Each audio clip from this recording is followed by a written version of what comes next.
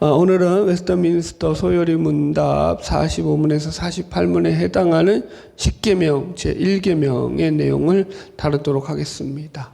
우리 먼저 45문과 46문 읽고 시작해 볼까요? 제45문 제1계명은 무엇입니까? 계명의 내용에 대해서 제가 얘기한다고 써놨죠. 답. 제1계명은 너는 나 외에는 다른 신들을 내게 두지 말라입니다. 46문 무엇이 제1계명에 요구됩니까? 요구되는 것이라고 써놨죠. 답. 제1계명은 우리로 하나님이 유일하게 참되신 하나님과 우리 하나님이심을 알고 인정하고 그리고 거기에 맞게 그분을 경배하고 영화롭게 하라고 요구합니다. 예, 그래서 제1계명이 너는 나 외에 다른 신을 내게 두지 말라라는 이 계명을 가지고 이제 46문에서 1계명에 요구되는 것에 대해서 이야기했죠. 이 1계명에서 요구되시는 것은 먼저 뭐냐면 우리로 하나님이 유일하게 참되고 하나님과 참되신 하나님과 우리 하나님이심을 알고 인정하라는 거예요. 그죠? 참되신 하나님이시고 우리 하나님이시라는 거죠. 첫 번째, 그래서 하나님만이 유일하신 참되신 하나님이다라는 거예요. 읽어드릴게요.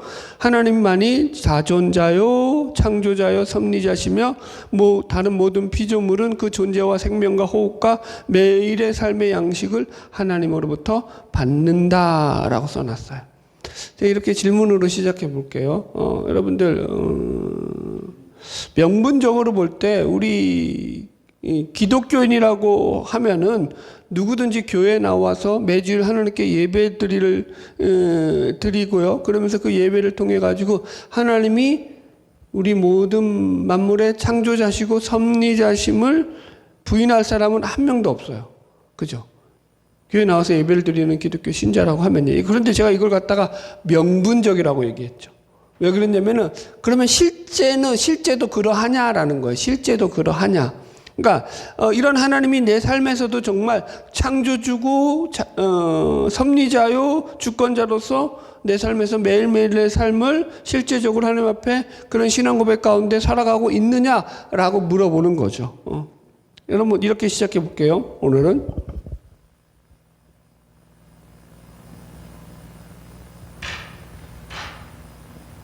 만약 그 사람의 인생이 잘 풀렸어요. 그리고 또 하는 일마다 잘 돼요. 그러면 그 사람은 인생을 긍정적으로 평가할 것입니다. 그죠? 하는 일마다 잘 풀리고 잘 되니까. 그리고 하나님도 긍정의 하나님이시죠. 하나님이 도와주셔서 여기까지 오게 됐어요. 라고 아주 허물 없이 말할 수 있죠. 하나님이 진짜 도우심 가운데 거기까지 간 거니까요. 그죠? 그런데 반대로 생각해 보자고요. 만약에 인생이 그렇지 못할 때가 있잖아요. 인생이 잘 안 풀렸어요.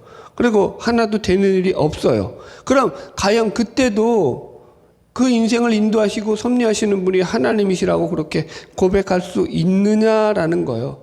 낙심의 늪에 빠져서 시험거리 가운데서 지금 막 헤매고 있는데 그 삶 가운데서도 이것도 하나님이 내 삶을 인도하시고 섭리하시는 하나님의 섭리야라고 당연하게 말할 수 있냐라는 거예요. 그걸 놓고도. 실제적인 거죠. 실제적인 거. 이게 안 되면요, 여러분들 어떻게 되는 거예요? 하나님은 내가 믿고 싶은 대로 믿는 그런 자기가 만든 신에 불과한 거기 때문인 거예요. 보세요. 그래서 명분적 신자일 수 있어요. 어떤 사람들이. 근데 실제적 신자냐? 제가 주일에도 했죠. 유형교회와 무형교회. 그러니까 유형교회 신자일 수는 있지만 무형교회 신자가 아닐 수 있는 거죠.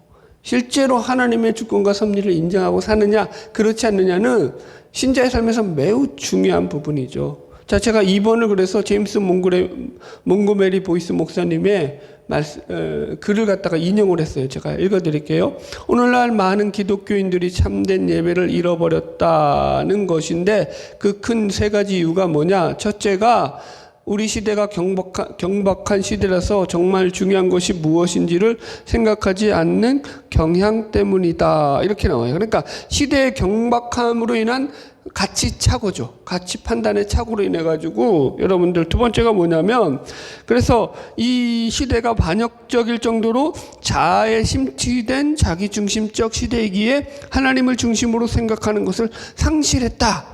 하나님 생각의 상실이 이 몽고메리 목사님은 이 시대가 하나님 앞에 예배하지 않는 큰 이유 중에 하나라는 거예요. 셋째가 뭐냐면 하나님은 안중에도 없는 시대가 되었다.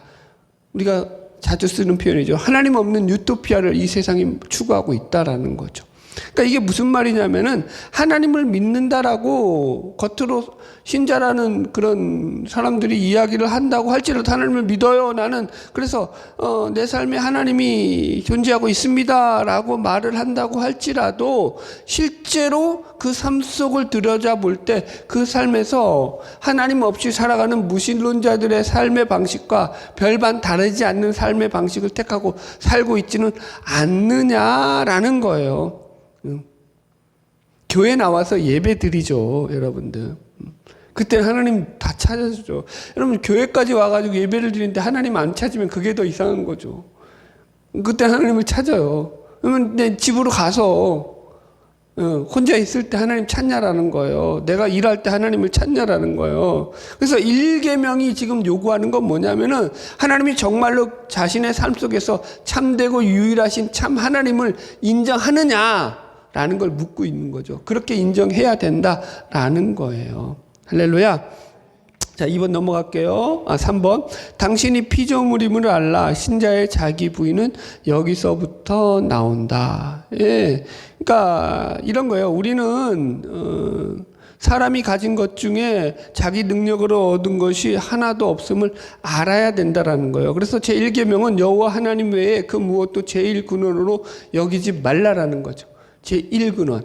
이걸 갖다 자존자라고 하죠. 자존자. 스스로 있는 자. 그죠? 하나님을 자존자 하나님이라고 하죠. 스스로 있는 자. 이게 야훼라고 하죠. 여호와라고도 하고요. 그죠? 뜻이 스스로 있는 자인데 이게 핵심 의미가 제일 원인자라는 거예요. 궁극적인 원인을 제공하는 자. 스스로 있는 존재는 하나님밖에 없죠, 여러분들. 그죠?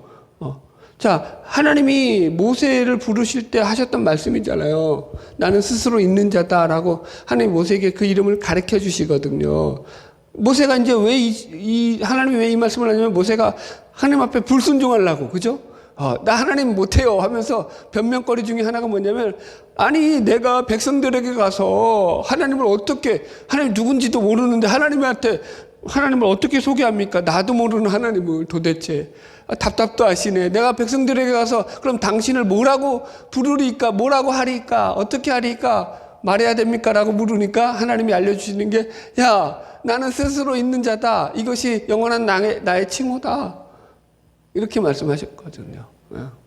여러분들. 그러니까 이게 좀 보세요. 왜 이게 야훼라고도 부르고 또 여호와라고도 부르잖아요. 그건 이제 이스라엘 히브리어의 글자에는 모음을 안 붙였어요. 고대 문자는. 그러니까 이게 자음만 있다 보니까 야훼도 되고 여호와도 되는데 여튼간에 그 뜻의 가운데서 스스로 있는다라는 의미 중에 가장 큰 의미가 뭐냐면 모든 존재의 근원이 되는 존재고 제1원인자다라는 거예요. 이게 무슨 말이냐면은 이런 거예요. 그러니까 나로부터 모든 게 나왔어.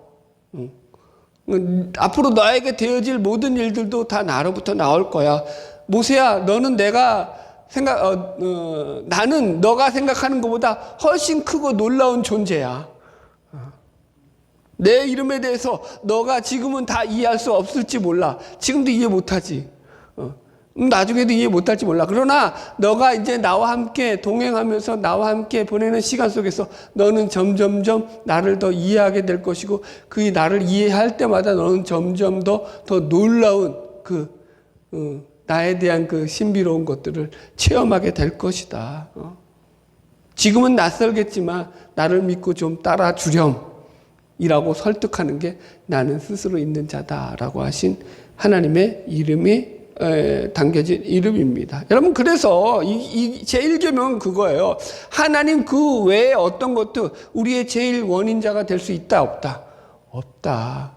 여러분, 이찬수 목사님 설교 가운데 이런 말씀을 하셔요. 자기 분수를 아는 게 중요하다. 이분이 설교를 하면서 그렇게 얘기해요. 나는 한국교회를 살리겠다는 모임에는 절대로 가지 않는다. 자기 교회도 못 살리는데 무슨 한국교회를 어떻게 살리냐. 분수를 알고 살아야 한다. 부산 해운대 해수욕장을 가면 파도가 아무리 무섭게 치더라도 그 모래사장 앞까지만이다. 정확하게 그게 지켜진다. 파도가 넘어오지 않는다라는 거예요. 파도가 분수를 넘어 도심까지 밀려오지 않는다. 자연도 분수를 안다. 그죠? 하물며 목사가 분수를 모르면 되겠냐, 여러분들. 여러분, 우리가 자랑할 거나 뻐길 게 없어요. 분수를 알면요. 여러분들 이렇게 생각해 볼까요? 여러분들 혹시 내 머리가 똑똑하다라든가 내가 성실하다든가 내가 남들보다 통찰력이 좋다라든가 내가 좀 더 돈 버는 실력이 있다라든가 뭐 그런 게 있잖아요. 그건 자기 것이라고 생각해 가지고 그걸 자랑할 수 있죠. 근면한 게 얼마나 좋아요. 성실한 게. 그래서 근면하고 성실함으로 인해서 그 삶이 또 윤택해질 수 있죠. 그래서 그걸 가지고 자기 자랑으로 삼을 수 있죠. 그러지 말라라는 거예요. 그것도 다 누가 주신 거라는 거예요. 그럼 반대도 마찬가지예요. 그게 하나님이 주신 거라면 그 반대도 뭐예요? 내가 좀 미련해. 내가 좀 모자라. 그거 갖고 하나님 앞에 아무리 따져봤자 소용없다니까요. 제가 해봤어요. 제가 이제 좀 불만이 많잖아요. 저는 하나님 내 주위에는 저보다 똑똑한 인간들이 더 많았단 말이에요. 근데 제 주위에는 그런 똑똑한 저보다 더 똑똑한 인간들이 너무 많았어. 그러니까 어떻게 하겠어? 하나님 앞에 하나님 도대체 왜 저 인간들은 저렇게 똑똑하게 태어나게 하고 왜 나는 이것밖에 안 됩니까? 라고 따져 물었죠. 그것도 뭐라고요? 하나님에 대해서 하나님을 신뢰하지 못하는 하나의 불신앙적인 거라는 거예요, 여러분들. 모든 게 하나님으로부터 온 거라고 인정하고 나서 그 주어진 삶에 최선을 다하고 사는 거죠, 성실하게. 할렐루야. 넘어갈게요. 그래서 2번은 거기에 맞게 그분을 경배하고 영화롭게 하라는 거예요. 이게 소요리 문답 제1문과도 연결되어 있어요. 소요리 문답 제1문답이 뭐였죠? 사람이 제일 되는 목적이 뭐라고요? 사람이 제일 되는 목적이 무엇이냐라는 질문 가운데서 사람의 제일 되는 목적은 하나님을 영화롭게 하고 하나님으로 즐거워하는 것이다 라고 했죠. 왜요? 그 이유가 뭐냐면 하나님이 이 자존자시기 때문인 거고 하나님이 섭리자시고 창조자시기 때문인 거예요. 그러니까 모든 것이 그분으로부터 나온 것이기 때문에 우리가 그 어떤 존재도 하나님 외에 그런 존재가 없기 때문에 그분으로 우리가 그분께 영광을 돌리고 그분으로 즐거워하게 된다라고 얘기하는 거거든요. 자, 그래서 좀 더 설명을 해볼게요. 제가 이렇게 써놨어요. 1. 하나님이 수단이 되지 않고 목적이 되게 하라. 자, 소요리 문답 다시 한번 정리할게요. 사람이 제일 되는 목적이 뭐라고요? 하나님으로 즐거워한다. 제일 되는 목적이 뭐라고 했어요? 제일 되는 목적. 인간의 제일 되는 목적. 이 제일 되는 목적이 여러분들 보세요. 이게 영어로 the chief end예요. 네. 이게 중요하다고 했죠. 더 치프가 뭐예요? 족장, 우두머리, 최종. 엔드가 종착지, 끝. 이런 뜻이에요. 최종. 목적지가 어디냐? 최종 끝이 어디냐? 그러니까 성경에서 묻는 것은 우리가 이게 어떤 수단으로서 목적을 묻는 게 아니에요. 방편으로서 목적을 묻는 게 아니라 너의 가는 끝. 그 최종 목적지가 어디냐를 묻는 거예요. 이해하시겠어요? 그러니까 네가 잘 살기 위한 수단으로서 이걸 목적으로 삼는 걸 얘기하는 게 아니라고요. 네 인생의 최종 끝장나는 목적지가 뭐냐라고 물을 때 그게 뭐라고요? 하나님께 영광을 돌리는 거라고 얘기하는 거예요. 그러니까 인간이 가지고 살아가는 모든 목적들을 수단으로 만드는 궁극적인 목적이라는 거죠. 무슨 목적이요? 궁극적인 목적. 이게 수단이 되면 안 돼요. 그래서 궁극적인 목적은 뭐예요? 그 자체가 궁극적인 목적이기 때문에 이게 수단이 안 된다고요. 이해하시겠어요? 네? 자, 써놨죠. 고린도전서 10장 31절. 그런즉 너희가 먹든지 마시든지 무엇을 하든지 다 하나님의 영광을 위해서 하라. 우리의 삶에서 자꾸 하나님이 수단이 되지 않고 목적이 되게 해야 되는데 여러분 여기서 많이 틀린다고요. 자, 보세요. 제가 써놨어요. 질문. 왜 그럼 자꾸 사람들은 하나님을 수단으로 이용하려고 하죠? 답. 죄악으로 말미암아 타락한 인간은 하나님께 경배하고 영광 돌리기보다는 그 영광을 자기가 차지하려고 하기 때문이다. 제가 예를 갖다가 마귀의 유혹을 가지고 예를 써놨죠. 마귀 유혹의 본질이 뭐죠? 마귀는요, 인간이 자신의 능력과 실력을 발휘해서 그것을 가지고 하나님께 영광을 돌려라 라고 우리를 유혹하지 않아요. 자기의 실력과 그 능력을 가지고 인간 자신이 하나님의 영광을 가로채게 만드는 게 마귀가 추구하는 목적이에요. 그러니까 하나님을 목적이 아니라 수단이 되게 만드는 거예요.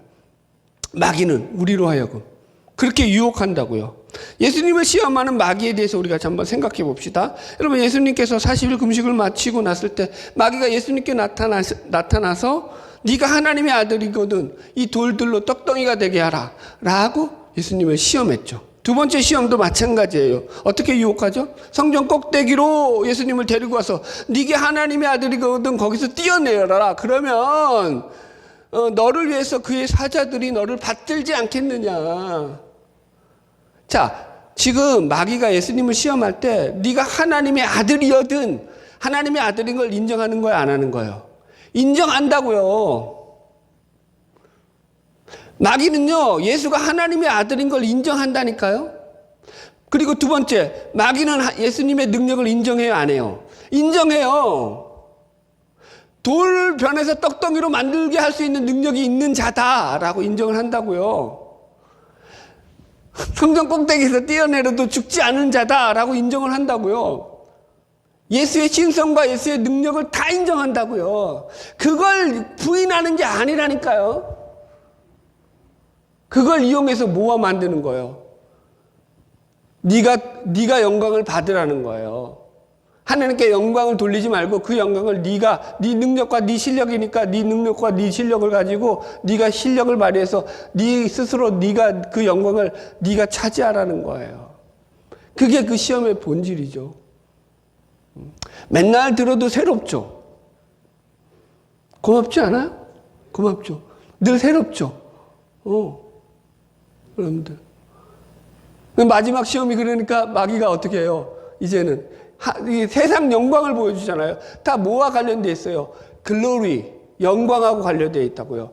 세상의 영광 그걸 보여주면서 너 나한테 경배해라. 그럼 내가 이거 다 너한테 줄게. 뭘 갖고 마지막으로는 유혹한다고요? 세상 영광을 가지고 유혹한다고요. 그러니까 예수님이 뭐라 그래요? 떼끼 이놈아 이러죠. 하나님께만 경배하고 다만 그에게 영광을 돌려라. 그죠? 보세요. 예수님은요, 그 영광을 가로채지 않는다고요. 아담과 하와처럼. 그게 본질이에요. 이 시험의 본질. 그러니까 이 영광과 경배는 누구에게만 돌리는 거예요? 하나님께만 돌리는 거예요. 그 어떤 존재도 그 영광과 경배를 가로챌 수가 없다라는 거예요. 그러니까 기독교 신앙의 목표는요, 이 땅에서 더 많은 재산과 더 높은 신분과 강한 권력을 얻는 데 있지 않다라는 거예요.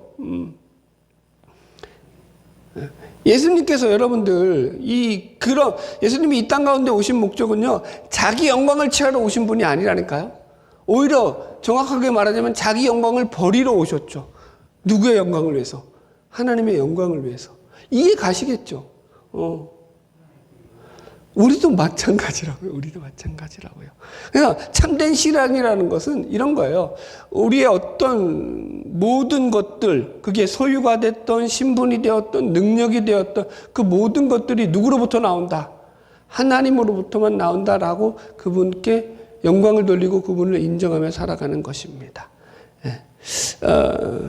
3번 넘어갈게요. 이거는 이제 다음에도 또 다룰 기회가 있으니까 해주고 싶지만 내용이 너무 많아. 철로 역정 이야기는 다음에 또 해드리고 할거요. 4번으로 넘어갈게요.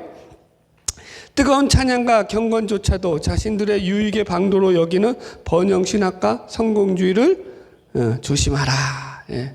여러분, 기독교를 통해서 더 부자가 되고 더 높은 신분과 권력을 얻으려고 하는 것은요, 경건을 이익의 방도로 여기는 것과 다르지 않아요. 예. 여러분, 교인들도 마찬가지죠. 사람들이 왜 큰 교회에 몰리느냐? 여러 가지가 이유가 있는데, 이런 것도 많아요. 예를 들어서 이제, 이민교회 같은 경우는요, 교회 자체가 뭐죠? 교회로만 있는 게 아니라 커뮤니케이션의 장소예요. 교제의 장소예요. 그래서 사람들이 예를 들어서 어떤 가게를 찾았어요. 어떤 사업을 시작했어요. 그런데 다 한국인이잖아요. 한국인은 누가 와서 사업을 팔아주겠어요? 한국인들이죠. 그러니까 어디를 가야 돼? 한국인들이 모이는 곳에 가야죠. 어디에 모이죠? 교회를 모이죠. 그러니까 자기가 예수를 믿든 안 믿든 그것과 관계없이 사업을 하는 사람들은 다 어디로 오는 거예요? 교회로 오는 거예요. 예수를 믿기 때문에 오는 게 아니라고요. 하나님께 영광 돌리기 위해서 오는 게 아니라고. 자기 사업 때문에 온다고요. 이왕 가려면 어느 교회 가야 돼요? 작은 교회 가야 돼요? 큰 교회 가야 돼요? 사람들에게 많이 홍보하려면 자기 사업, 직장을 큰 교회 가야죠. 그럼 우리나라는, 우리 한국 교회는 안 그럴까요? 비판하려는 게 아니라 그런 가라지들도 있다. 뭐 이제 이렇게 얘기하는 거죠. 그러니까 여러분들 이런 거 여기 그리스도인은요, 하나님의 능력을 빌려서 다른 사람들과의 경쟁에서 이기는 사람이 아니에요. 늘 기억하셔야 돼요. 왜? 그러니까 이 번영 신학과 성공주의, 이게 성공주의 사상이요, 번영 신학이요, 여러분 20세기에 미국으로부터 우리 한국 교회에 들어왔지만 그 뿌리는요, 그냥 태초부터 있었다고 표현하면 그렇나? 이게 뭐야? 그냥 인류의 역사 속에서 늘 있었어요. 그냥. 이건 여러분, 그러니까 20세기의 이 미국 신학 속에서 아주 번성한 신학이 된 거지. 그래서 이제 번영 신학이 넘어와서 그래가 이게 아예 이제, 딱 색깔이 비치니까, 이게 이다라, 저기다라는 걸 알게 된 거죠. 그러나 실제적으로요, 이런 일들은요, 늘 있었다고요. 예를 들어서 철로 역정에서도 여러분들 이제 나오면 다르겠지만, 가장 경계하는 것 중에 하나가 바로 이런 거예요. 예수를 이용해가지고 자신의 부와 명예를 추구하고 자기의 성공을 추구하는 것들을 제일 경계하는, 철로 역정에서도 경계하는 대상 중에 하나죠. 사심이 등장해가지고 그래서 자꾸 꼬시죠. 이 크리스찬을. 근데 크리스찬이 안 넘어가거든요. 그런 거예요, 여러분들. 그러므로 여러분, 마귀가 끊임없이 우리를 유혹하는 게 뭐라고요? 하나님의 영광을 인간이 가로채우려고 만드는 거예요. 그래서 하나님을 뭘로 전락시키는 거예요? 하나님은 내 번영과 내 성공을 위한 하나의 수단으로 전락시키게 만드는 거죠. 그런 마귀의 계략은 성공하는 거예요. 늘 조심해야죠, 늘, 여러분들. 목사는 그런 게 있을까요, 없을까요? 섭하네. 있어요. 늘 조심해. 여러분들. 이거 번영 신학의 대표적인 사례죠. 이 긍정의 힘을 쓴 조엘 오스틴, 그죠? 이 사람의 설교 가운데서 그런 그 책에도 나올 거예요. 이런 설교를 해요. 한 번에 이제 자기가 좀 이제 성공했잖아요. 그래서 조금 좋은 집으로 이제 이사를 했어요. 이제 성공하기 막 이제 시작할 때 이제 막 붕하면서, 그러니까 지금 원래 살던 집보다 조금 더 좋은 집으로 옮겨서 이사를 했어요. 그때 이제 그 이사한 날 그 아내가 조엘 오스틴에게 그렇게 말했대요. 여보, 나는 이 집이 하나님께서 우리에게 주신 집이라고 생각하지 않아. 하나님은 우리에게 이 집보다 훨씬 크고 훨씬 좋은 집을 우리에게 예비해 놓으셨다고 나는 믿어. 하나님이 그렇게 해주실 거라고 나는 믿어. 그리고 실제로 더 훨씬 더 좋은 집을 갖죠. 나중에. 계속 잘 됐으니까. 그래 놓고는 이제 그 책인지 말인 그 설교인지에 그렇게 써놨죠. 하나님이 이렇게 내가 생각하는 대로, 꿈꾸는 대로 하나님은 우리를 이렇게 우리를 도와주시고 이루어주신다. 내가 여기서 아멘하는 인간들은 다 죽여버릴 거야, 아주. 그럼 뭐만 찾는 거예요? 하나님은 자기 성공을 위한 그 알라딘의 램프죠. 참, 그만해야죠. 나쁜 말은. 그죠? 설교하는데 왜 미움이 생기죠? 이거 해결해야겠는데. 여러분들 이해하시겠죠? 무슨 말인지. 이거 아니에요. 도대체 거기서 그럼 하나님의 영광은 어디 있어요? 자기 영광은 그렇게 잘 드러났는데. 그죠? 넘어갑시다. 자, 어디 하다가 됐죠? 47문 이제 넘어갑시다. 47문.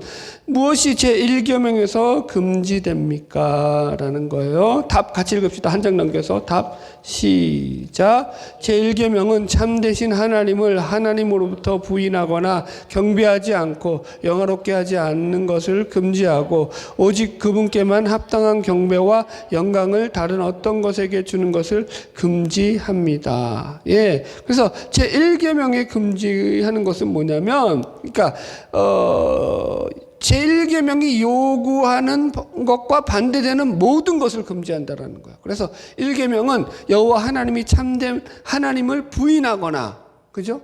혹은 하나님께 경배를 하지 않고 영화롭게 하지 않는 것과 또 혹은 그분께 합당한 경배와 영광을 다른 피조물이나 천사나 성인에게 주는 것을 다 금한다라는 거예요. 다른 피조물이나 천사나 성인에게 하나님께서 받으실 영광을 돌리는 것은 잘못된 거라는 거죠. 예를 들어가지고 골로새서 2장 18절에 보면은 천사 숭배 사상에 대해서 사도 바울이 이렇게 얘기하죠. 여러분들 쓰세요. 골로새서 2장 18절. 누구든지 일부러 겸손함과 천사 숭배함을 인하여 상을 뺏지 못하게 하라. 다시 읽어드릴게요. 누구든지 일부러 겸손하는데 어떤 겸손이에요? 일부러 겸손함과 천사 숭배함을 인하여 상을 뺏지 못하게 하라. 천사 숭배를 인해 가지고 니들 상 뺏길까 봐 조심해라 이 얘기인 거예요. 근데 거기에 일부러 겸손함이라고 집어넣었어요. 이게 무슨 말이냐면은 이 골로새 교회에 거짓 선지자들이 들어와 가지고 거짓 교사들이 어떻게 가르쳤냐면은, 야, 우리가 어떻게 일개 미물에 불과한 피조물에 불과한 인간이 저 전능하신 하나님을 독대하여서 하나님께 기도를 올릴 수 있겠느냐? 하나님과 독대하는 게 가당키나 하냐? 그거 안 된다. 그러므로 우리는 하나님이 아니라 그 밑에 있는 천사들에게 기도하고 그 천사들에게 우리가 우리의 기도를 아뢰는 것이 합당하다. 그게 맞는 일이다. 예. 그러면서 겸손한 척했다고요. 그래서 겸손이 나온다고, 천사 숭배함과. 그런 짓은 뭐라고요? 상 뺏기는 짓이다라고 얘기하는 거예요, 여러분들. 예를 들어서 여기 써놨죠. 성인 숭배 사상. 이것도 카톨릭이 하는 것들이죠. 이런 것들도 문제가 많죠. 개신교 또 교회의 목사가 개교에서 마치 전제 군주처럼 군림하는 문제. 이것도 뭐 하루 이틀 이루어진 일들이 아니죠. 두 번째, 다른 신들, 다른 어떤 것. 그러니까 보세요.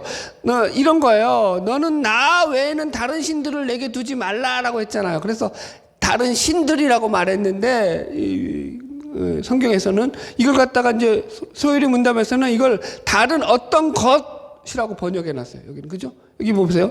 다시 이 47문을 보면은 끝에 보면은 오직 그분께만 합당한 경배와 영광을 다른 어떤 것에게 주는 것을 금지한다라고 나와 있죠.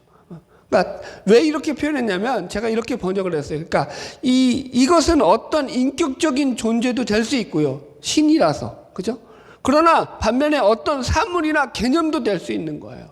그러니까 이게 무슨 말이냐면은 참되신 하나님을 대신해서 그 자리에 올려놓는 그 어떤 사람이 되었건 신적인 어떤 그 인간들이 만들어낸 우상이 되었건 어떤 사물이 되었던 어떤 사상이 되었건 모든 것이 다 그것은 다른 신들이 될 수 있고 신들이 될 수 있다라는 거예요. 그래서 다른 어떤 피조물도요, 그 어떤 존재도 자존자, 창조자, 섭리자로 인정하지 말라라는 거예요.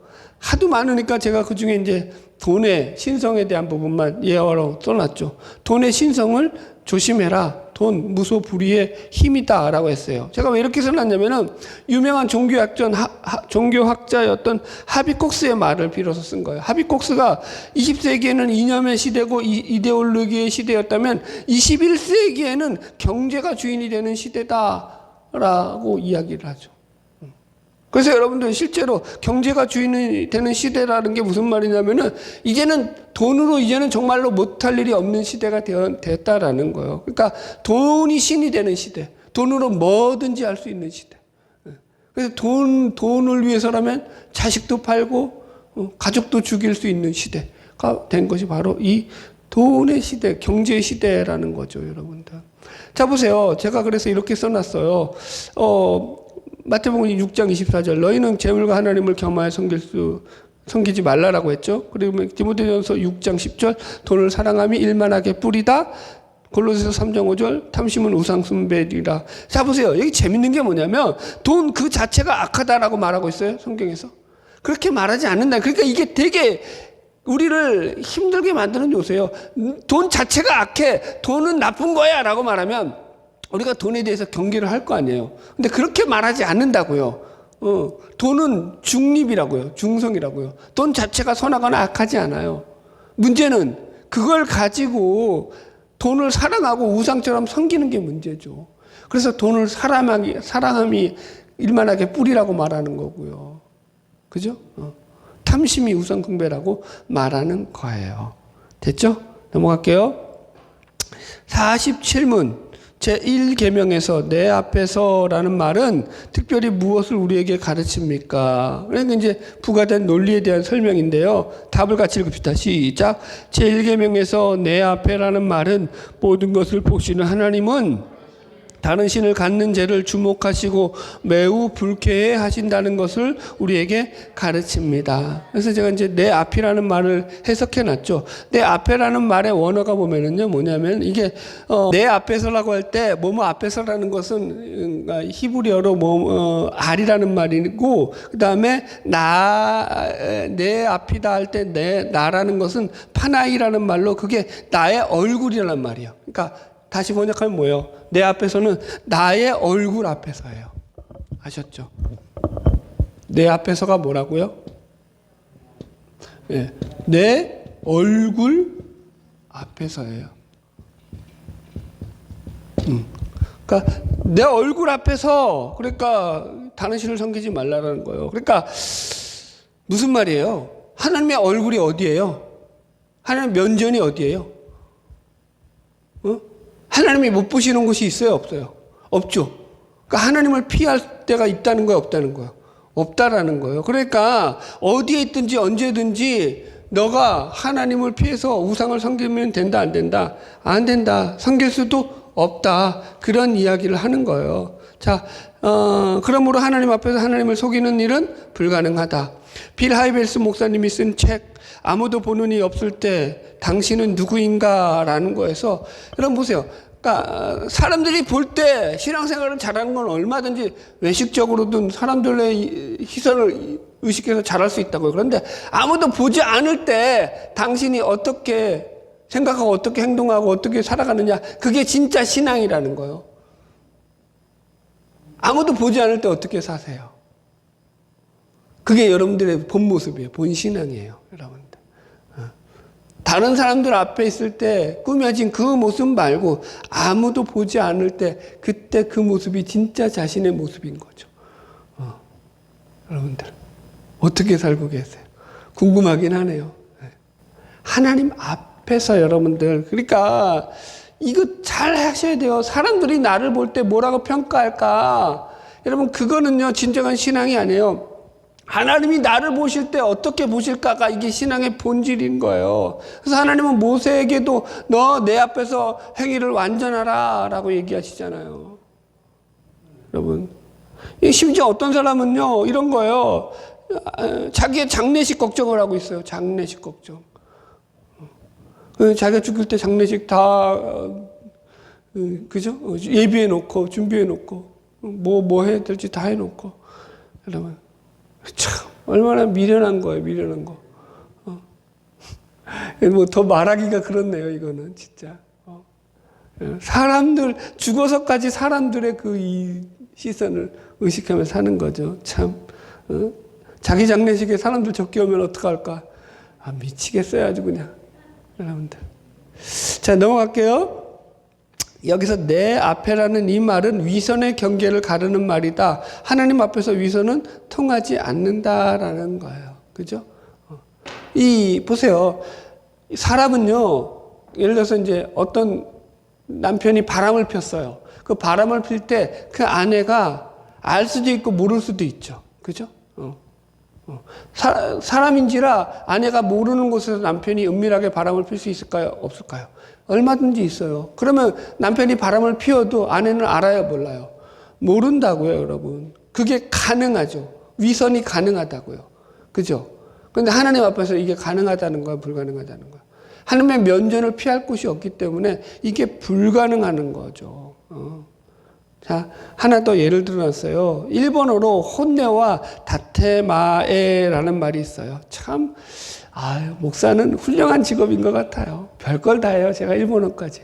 다테마에라는 것은 겉마음이고요. 혼내라는 것은 속마음이에요. 그래서 이게 이제 하나의 우리식으로 말하면은 그 속담 같은 건데, 겉과 속이 다르다라는 말이에요. 겉과 속이 다르다. 이게 되게 재밌는 일본 문화예요.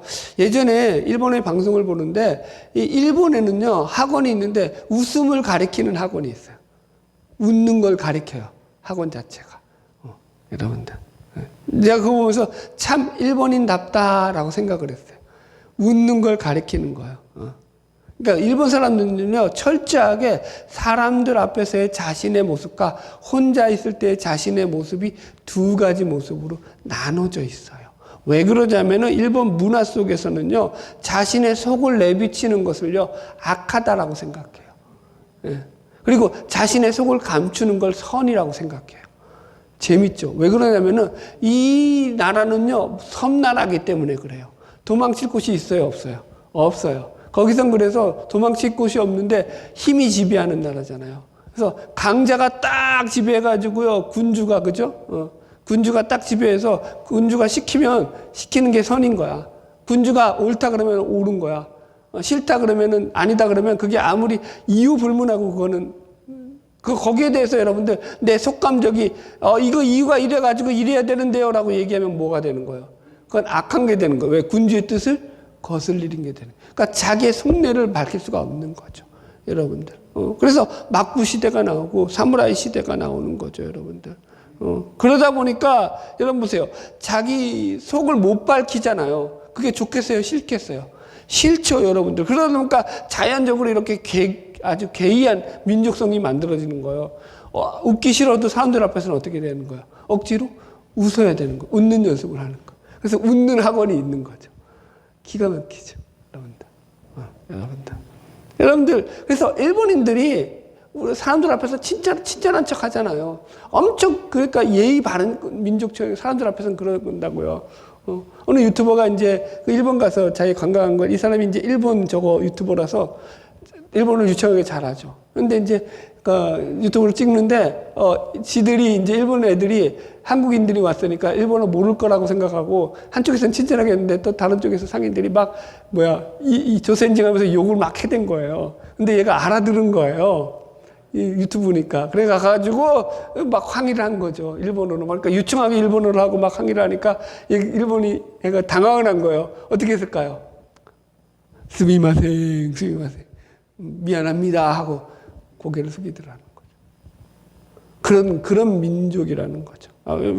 일본 욕하니까 기분은 좋네요. 어쨌든. 여러분, 교회에서는 이런 위선이 통한다, 안 통한다? 왜 안 통할까요? 하나님 앞에서 해야 되는 사람이기 때문에. 그래서 여러분들, 사람들의 평판을 의식하는 것만큼 위험한 신앙이 없어요. 이해하시겠죠? 넘어갈게요.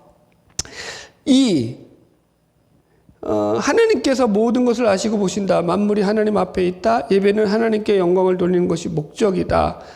요 얘기만 하고 정리를 합시다. 여러분 보세요. 그러니까 예를 들어서 하나 예를 들어 드릴게요. 2013년에 10월 25일 날 서울의 모 교회에서 10개 교회 공동 주최로 박정희 전 대통령에 대한 추모 예배가 열렸던 적이 있어요.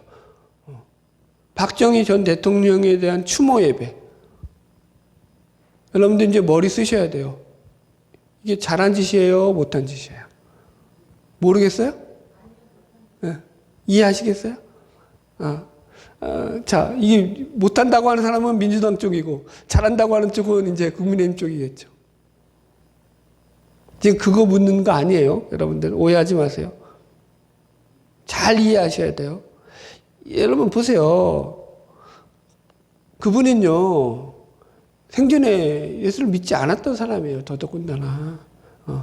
그러니까 추모 예배를 드리면서 거기 속에서 추모사를 하고 저걸 하는데 그분을 높이고 그분을 기리고 그분을 예배하는 거죠. 예배는 누가 받아야 되는데? 하나님이 받으셔야 되는데 그분이 쌓은 업적과 그분의 공적을 찬양하는 거죠. 여러분들. 이게 여러분 그런데 예배가 아니라 추모사라고 하면 괜찮죠. 근데 예배를 했다고 예배를. 그러니까 문제가 되는 거죠. 여러분. 저도 그분이 한 나라의 대통령으로서 쌓은 업적과 공적이 있기 때문에 그건 마땅히 존경을 받아야 할 부분이고 얼마든지 행사를 통해 가지고 그렇게 할 수 있다라고 생각을 해요. 그 얘기가 아니라 예배만은 그렇게 드리면 된다 안 된다. 안 된다. 그것도 여러분 큰 교회들이 그랬다고요. 이해하시겠어요? 여러분 예배 속에서 예를 들어서 대표 기도를 하실 때 저도 마찬가지지만 여러분 우리들이 예배 속에서 사람의 이름을 거명하지 않죠. 왜 그럴까요? 사람의 이름을 거명하게 되면 자칫 그 사람이 높임받게 될 확률이 위험성이 있기 때문인 거예요. 그래서 대표 기도를 하시는 분들이라든가 그런 교회 예배를 인도할 때는 항상 어떤 기도를 하더라도 그 사람의 가진 직책을 위해서 그 직책이 하나님 앞에 영광 돌리게 쓰임받게 해달라고 그래서 그 사명을 감당함으로 인해서 하나님의 영광이 나타나게 해달라는 차원에서 기도를 하죠. 조심하셔야 돼요. 여러분들이 만약에 제 이름을 대표 기도 속에서 막 거론한다? 저는 바로 그거 예배 끝나고 그분한테 뭐라고 할 거예요. 그러시면 안 되십니다. 아니 되십니다. 그건 왜요? 하나님의 영광을 가로챌 수 있는 위험성이 다분히 그 예배 요소에 있기 때문인 거예요. 이해하시겠어요? 그 직책의 직분의 감당을 놓고 기도하는 거죠. 사람을 놓고 기도하는 거 위험한 거예요. 예배는 그래서 참 중요한 거죠. 자, 결론하겠습니다. 적용점. 제1, 소요리 문답과 제1문과의 연관성. 하나님을 영화롭게 하고 그분을 영원토록 즐거워한다. 이런 거죠, 여러분들. 우리도 마찬가지예요. 우리가 좋아하고 즐거워하는 일은요, 여러분 그 일을 갖다가 집중해서 할까요? 대충 할까요? 기쁘게 집중해서 하겠죠. 즐거워하면 그렇다고요. 여러분 내가 즐거워하는 일이 있는데 안 즐거워하는 일이 있어. 그럼 여러분들 어느 걸 더 좋아할까요? 즐거워하는 일을 하는 걸 훨씬 더 좋아하죠. 예. 무슨 말인지 이해하시겠죠? 예. 하나님도 마찬가지라는 거예요. 내가 하나님을 좋아하게 될 때 하나님보다 다른 것들에 빼앗기는 그런 시간들이 훨씬 더 적어지는 거죠. 이렇게 설명해 볼까요? 여러분 제가 예배를 준비할 때 예배를 준비하기 위해서 말씀을 참 많이 준비하죠. 오늘도 여러분들 좀 그렇죠? 내용이 적지는 않죠? 여러분들? 근데 이 집중력이 여러분들 보세요. 슉 하고 가죠. 제가 말이 끊긴 적이 있나요? 없나요? 없죠. 이 계속 이어진다고요. 그분에 대한 집중력이죠. 그분을 좋아하니까 이렇게 한다고요. 마지막 하나님의 약속을 신뢰하라. 내가 채울 것이다. 내가 책임질 것이다. 로마서 14장 7절 8절 같이 읽읍시다. 시작. 우리가 살아도 주를 위하여 살고 죽어도 주를 위하여 죽나니 사나 죽으나 우리가 주의 것이로다. 이거 묵상하시라는 거야. 자 보세요. 제가 왜 이 말씀을 결론으로 했냐면 로마서는요, 바울이 한 번도 가보지 않는 로마에 있는 성도들을 향해서 쓴 책이에요. 바울과 로마 교인들은 일면식도 없다고요. 만나보지도 않은 사람들이라고요. 그들의 믿음이 얼마나 좋은지 나쁜지도 몰라요. 그런데 지금 그런 처음 얼굴도 모르는 그런 그 로마에 있는 신자들을 향해서 쓰는데 그 글 가운데 결론적인 부분 때 뭐라고 말하고 있다고요? 우리가 살아도 주를 위해서 살고 죽어도 주를 위해서 죽나니 우리가 그러므로 사나 죽으나 누구의 것이에요? 주의 것이로다.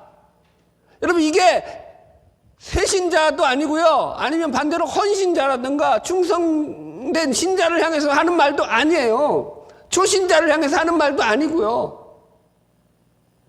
일면 본 적도 없는데 그냥 신자라고 불리는 모든 자들을 향해서 이렇게 말한다고요. 신자는 뭐라고요? 사나 죽으나 주를 위해서 사는 자야. 당신이 만약 교인이라고 하잖아. 당신이 만약 예수를 믿는다고 하잖아. 그러면 당신의 인생은 사나 죽으나 주의 것이야. 이거 안 되면 그 사람은 신자가 아니라는 거예요. 교회에 들어온 게 아니라는 거예요, 여러분들. 놀랍지 않나요? 여러분, 교회에 와서 만약에 자신의 사심을 채우기 위해 교회에 온다? 이건 여러분들 진짜 답이 없는 거죠. 여러분들.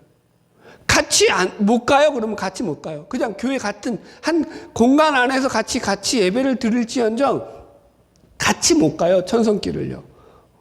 따로 가는 거예요. 아까 얘기했잖아요. 사심이가 이 크리스찬한테 같이 가려고 막 우리 같이 가자라고 하고 자기 친구들을 셋인가 붙여가지고 4명이서 같이 가자 그러는데 크리스찬이 거절한다니까요. 사심이를 아니까. 너가 가는 길과 우리가 가는 길은 틀려. 사심이 뭐라 그런 줄 아세요? 야, 즐겁게 천국길 같이 가자는데 아유, 이 고집스러운 것 같으니라고.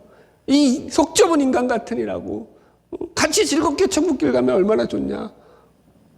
그런데 안 가요, 같이. 무슨 말인지 이해하시겠어요?